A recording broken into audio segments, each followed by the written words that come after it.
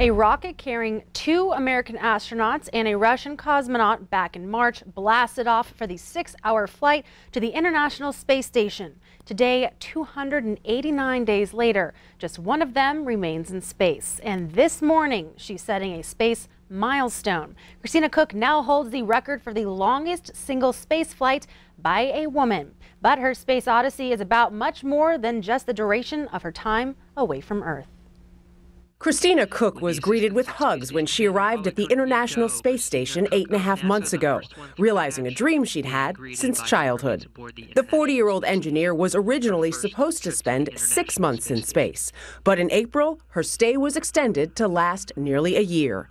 And today, she breaks the record held by retired astronaut Peggy Whitson for the longest single trip in space by a woman. It's a huge honor. Peggy is a heroine of mine who's also been kind enough to mentor me through the years, and so it's a reminder to give back and to mentor when I get back. Part of Koch's mission is to study the effects of long-term space travel on the human body. I also like to think of it as it's not so much how many days you're up here, but what you do with each of those days. So that reminds me to bring my best to every single day. I think it's wonderful for science. It helps us push the boundaries of what we know about what long-duration spaceflight can do to the human body, and that's important for our future exploration deeper into going to Mars and also returning to the moon and going there to stay. Since her mission began, Koch has completed 4 spacewalks, including one that was history-making in its own right. I'm right beneath your feet, so don't move down. Copy. In October, she and fellow astronaut Jessica Meir conducted the first all-female spacewalk, snapping selfies as they swapped out faulty batteries on the International Space Station, and following it up with a phone call from President Trump. I just want to congratulate you. What you do is incredible.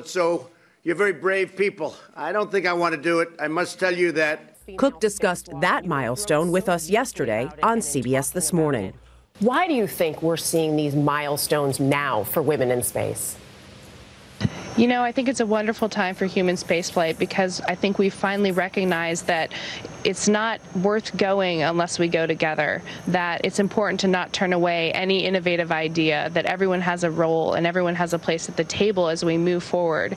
If we're going to go for all humanity and to support humanity's love for exploration, then we have to do it with all humanity. And I think we're seeing that as our plans unfold for going back to the moon, seeing the first woman walk on the moon in 2024, and just recognizing that we have to go together if we're going to go and we're going to do it right. While she's not on Earth, Koch has kept her eye on home, sharing photos of our planet with her 145,000 Twitter followers.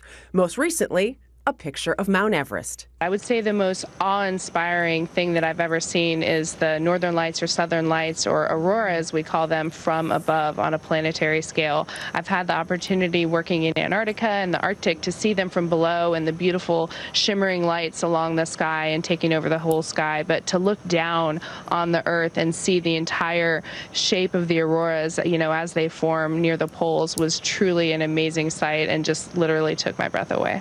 Being away for so long has required sacrifice, including spending holidays away from family while suspended in zero gravity. Still, Koch says she hopes her record doesn't last long. My number one hope for this milestone is that the record is exceeded again as soon as possible, because that means that we're continuing to push the boundaries. Wow, pretty cool out there. Been an interesting year. Would you go to space if you could? Absolutely not. I don't know that I would either, I'm not going to lie. The pictures will do just fine. Yeah, that's right, that's right. I'm nervous when the tires of a motorcycle come off the ground. Like, oh, that's too much space. Not a New Year's resolution, I guess. That's right, no. Speaking of New Year's, it's around the corner.